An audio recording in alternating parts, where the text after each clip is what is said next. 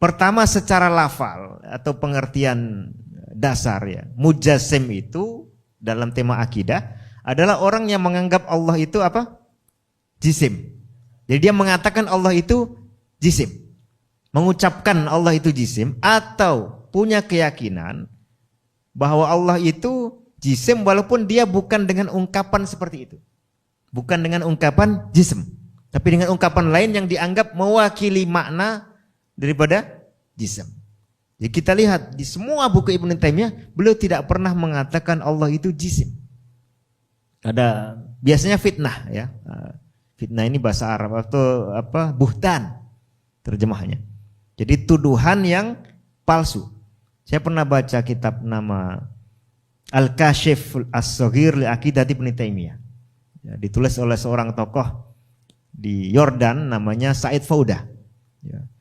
Al-Kashif As-Saghir li Aqidati Ibnu Taimiyah itu artinya judul kitab itu adalah Al-Kashif itu apa bahasa kita? Penyingkap ya. Nah, kitab ini ingin menyingkap, disebut kecil untuk meremehkan Ibnu Taimiyah. Artinya dia menganggap kalau diungkap lebih jelas akan jadi jilid panjang. Nah, saya bikin sedikit aja lah, tapi sudah cukup untuk menjatuhkan Ibnu Taimiyah. Mungkin seperti itu. Jadi pengungkap akidah Ibnu Taimiyah. Kalau ingin membuat sesuatu yang menyingkap akidah seorang tokoh, datangkan perkataannya, datangkan ininya, baru kemudian nilai. Seperti itu ya, yang benar. Kemudian ada kutipan yang dinisbatkan kepada Ibnu Taimiyah yang pertama waktu itu di buku itu. Dia mengutipnya dengan salah. Itu sebenarnya ungkapan yang dikutip oleh Ibnu Taimiyah ya, dari orang lain di dalam buku Bayan Talbisil Jahmiyah ketika masih dicetak dalam 2 jilid ya, terbitan Syekh Ibnul Qasim kalau tidak salah, belum yang 10 atau 8 jilid itu ya. Itu ucapan dari kalangan mujassimah ya, atau ucapan dari orang yang menisbatkan qaul itu ke mujassimah bahwa ma min maujudin illa jisman au qaiman bijismin. Itu dianggap sebagai ucapan Ibnu Taimiyah. Padahal kalau kita baca halaman-halaman sebelumnya, itu Ibnu Taimiyah mengutip dari yang lain. Ketika pertama apabila dia mengutip dari Ibnu Taimiyah, mengutipnya pun palsu. Ucapan orang ya, tadi Ibnu Taimiyah itu nafasnya panjang kalau nulis.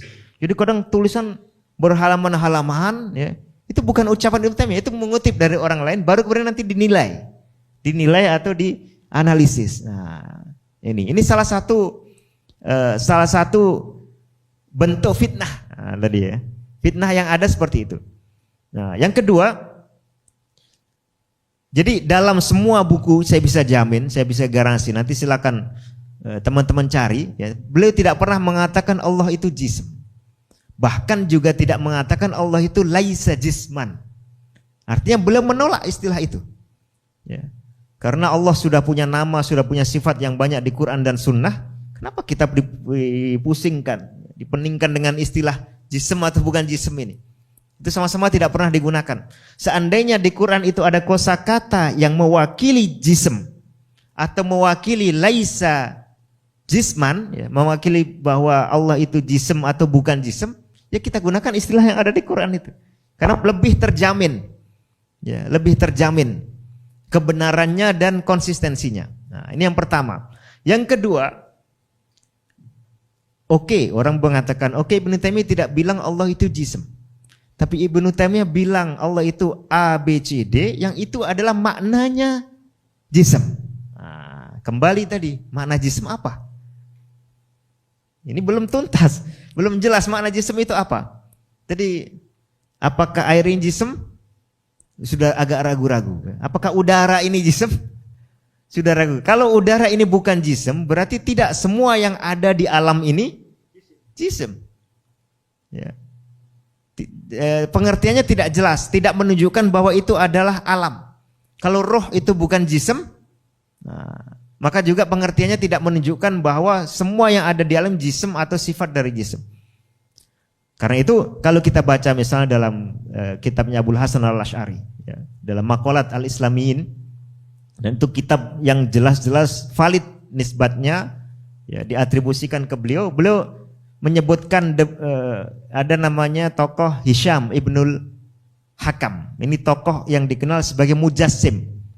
Beliau dari kalangan Syiah yang pertama, dan ketokohannya di Syiah diakui sampai sekarang. Itu mendefinisikan jism. Dia mengatakan Allah itu jism. Ya. Tapi definisi jism menurut beliau adalah syai'un pertama. Kemudian maujudun. Ya. Kemudian qaimun bin nafs. Syai'un itu artinya sesuatu. Maujudun itu sesuatu yang ada. Ya, ada wujudnya. Ya. Bukan tidak ada. Kemudian qaimun bin nafsi itu artinya sesuatu yang mandiri, apa bahasa di kita. Jadi tidak menempel atau disandang oleh yang lain. Saya misalnya bisa kata kita punya botol ya, punya botol nih. Botol ini ada warna, kemudian ada bentuk, ya, ada ukuran panjang, kemudian ada dingin atau panas, ya, dingin atau panas. Ini sudah minum dingin dan panas? Belum ya? Kalau saya katakan panjangnya botol ini, ya, panjangnya botol ini itu sesuatu atau bukan sesuatu? Sesuatu. Ya. Panjangnya botol ini ada atau tidak ada? Ada. Ya. Karena botolnya ada maka panjangnya adalah. Tapi panjangnya botol ini mandiri atau tidak mandiri?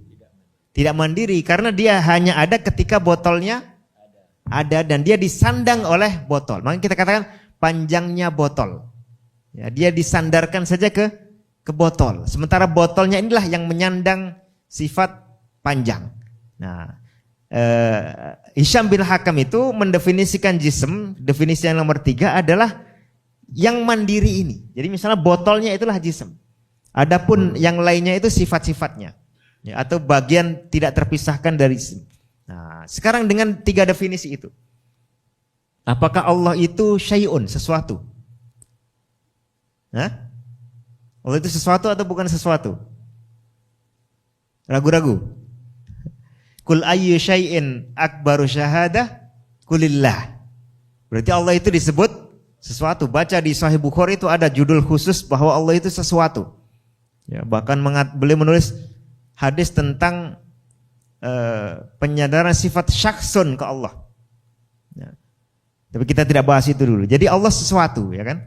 Kalau orang menggunakan istilah jism, tapi maksud dia adalah al-jism sama dengan sesuatu, salah tidak dia menyebut Allah itu jism? Sementara arti dari jism itu adalah sesuatu. Tidak salah secara maksud. Ya, cuma kosakata jism tidak bagus. Kalau dia mendefinisikan jism sebagai syai'un maujud, ya, atau sebagai al-maujud, nah, salah atau tidak dia mengatakan Allah itu jism? Nah, tidak salah secara makna. Ya, sama seperti dia mendefinisikan jism adalah qaim bin nafs. Apakah Allah itu qaim bin nafs? Ya, ini disepakati. Nah, ini problem pertama. Jadi waktu itu Hisham bin Hakam maksud dia itu. Ya. Lalu ada tambahan-tambahan lain, definisi lain yang sebetulnya tidak valid, tidak otentik dari Hisham bin Hakam. Ya, biasa disebutkan dari Ibnu Rawandi, kemudian dinukil dari satu mutakalim ke mutakalim lain yang mengatakan jism ini Allah itu jism dan ukurannya sekian itu tidak valid. Ya. Tidak ada data yang cukup kuat. Ini pertama. Lalu ada orang lain lagi, definisi jism bagi dia bukan hanya sesuatu atau sesuatu yang ada atau sesuatu yang mandiri, bukan itu. Ya. Tapi definisi jism bagi dia adalah al-murakkab. Nah, sesuatu yang apa? Disusun, tersusun. Nah, al-murakkab kalau kita pahami secara maksud umum itu sesuatu yang dirangkai. Ya, disusun macam orang bikin karangan bunga. Ya, ada satu bagian, ada bagian lain digabung. Nah, apakah Allah jism dalam arti itu? Jelas bukan. Ya, kalau jism maksudnya seperti itu, maka disebut jism jelas sesuatu yang salah karena Allah tidak pernah ada yang merangkainya, ya, ataupun dia dipandang bisa berpisah-pisah. Nah ini jadi ketika kita ingin menganalisis ya, orang yang mengatakan Allah itu jism atau bukan jism, tanya dulu apa maksudnya. Karena ini bukan istilah yang permanen, ya, bukan istilah yang stabil yang diantara para penggunanya sendiri beda-beda. Di Malaysia ada kosakata benda, ya, benda. Apa arti benda itu? Kalau di dalam bahasa Malaysia, ini benda atau bukan? Benda. Saya punya misalnya, saya punya ilmu. Ilmu saya ini benda atau bukan benda? Saya punya ucapan. Nah, saya ada benda nak cakap sama awak. Nah, ini ucapan saya ini benda atau bukan benda? Ucapan. Ya, benda atau bukan? Saya ada benda yang ingin nak cakap awak. Ya. Benda itu kalau dalam, saya tak paham pasti ya, tapi saya rasa kalau di bahasa Malaysia, benda itu artinya sesuatu atau perkara. Atau perkara dalam bahasa Indonesia. Ya. Ucapan Allah itu perkara atau bukan perkara? Amrun atau bukan amrun? Amrun, syariat Allah itu amrun. Kalau di bahasa kita, katakanlah bahasa Perlis, ya, kita dalam bahasa kita, amrun itu benda, maka salah atau tidak kalau saya bilang sifat Allah itu benda atau kalamullah itu benda? Tidak salah. Karena maksud kita dari benda itu adalah sesuatu atau perkara atau hal. Itu. Jadi kalau definisi kita itu cocok ya dan merupakan terjemahan dari kosakata Arab yang benar yaitu amrun atau syai'un atau ini maka tidak salah. Nah, mirip seperti itulah. Tapi kalau antum datang ke Indonesia, benda itu khusus langsung terbayang di sini sesuatu yang seperti ini, fisikal. Ya, definisi fisik ini juga panjang. Kalau fisik itu apa? Ya, apalagi sekarang dianggap materi ini kalau dibedah, diurai, sebetulnya di dalam itu banyak kosong. Ya. Atom itu ada elektron bisa beredar karena ada banyak ruang kosong. Ya, lalu intinya hanya kecil, intinya ini dibedah lagi banyak kosong lagi. Ya, seolah-olah materi ini sebetulnya bukan benda padat. Lebih rumit lagi. Tapi intinya adalah ya, sebuah istilah itu harus kita pahami dulu apa maksud dari orang yang mengucapkannya. Nah, jadi ini terbantah dari dua sisi. Dari sisi pertama Ibnu Taimiyah sama sekali tidak pernah mengatakan Allah itu jism. Bahkan beliau menolak istilah itu. Menolak istilah jism atau bukan jism. Karena kalau bukan jism, katakanlah dibilang ya Allah atau sifat Allah itu bukan benda. Nah, benar tak kalau misalnya kalam Allah itu bukan benda? Kalau definisi benda adalah yang syai'un atau perkara atau ini tentu salah. Nah, maka tidak perlu menggunakan kosakata itu. Tidak dipakai pula di Quran, di sunnah tidak ada, di ucapan sahabat tabi'in pun tidak ada. Ya, apa perlunya? Tidak perlu. Baik dalam rangka mengatakan jism atau bukan jism. Ya, tinggalkan istilah itu, kita gunakan istilah yang memang ada di Al-Quran. Ya, misalnya Allah itu somadun. Nah, somadun itu artinya tidak punya, artinya sempurna, zat maupun sifatnya. Sehingga tidak bisa terpecah-pecah, tidak bisa keluar masuk, tidak seperti tadi teori filsafat itu kalau melahirkan itu berarti ada sesuatu bagian dari zatnya yang keluar. Nah, as-samad itu makanya tidak bisa seperti itu. Nah, kita gunakan saja Allah as-samad. Kemudian tidak perlu ada perdebatan panjang sekian abad. Ya. Lalu kemudian kita katakan lam yakun lahu kufuwan ahad. Allah tidak ada taranya, tidak ada bandingannya. Sudah cukup. Tidak perlu bilang laisa jisman, laisa aradun, la samaan wala hajaran wala syajaran misalnya, gitu ya. Nah, ini sikapnya Ibnu Taimiyah yang sebenarnya. Jadi beliau tidak pernah mengatakan Allah jism, ya. Bahkan beliau bersikap menolak istilah yang pertama tidak ada gunanya, yang kedua memunculkan perdebatan-perdebatan tidak perlu, lalu yang ketiga istilah ini sendiri maknanya belum pasti, belum jelas di antara para penggunanya. Jadi secara lafal jelas bukan mujassim, ya. Lalu secara makna beliau pun justru menggunakan sikap yang paling ilmiah, yaitu membedah makna itu apa maksudnya.